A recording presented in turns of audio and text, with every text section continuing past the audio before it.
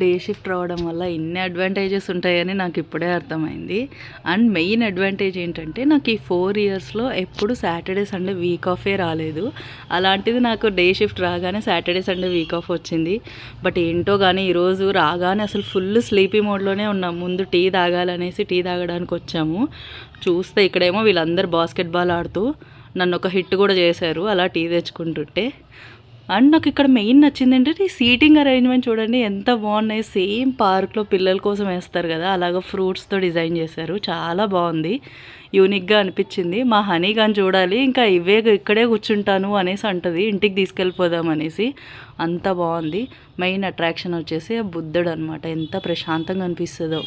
And ఆఫీస్లో ఈ stall ఒకటి ఉంది, అంటే ఒక super market, mini super market లాగా అనమాట. అన్నీ ఉన్నాయి.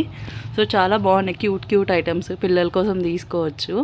రౌండ్ వేసుకొని మొత్తం అలా చుట్టేసుకొని ఇంకా మళ్ళీ బ్యాక్ టు వర్క్ అయిపోయామన్నమాట.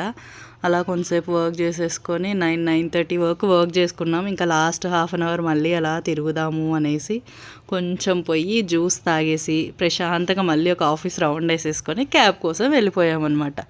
అంతే.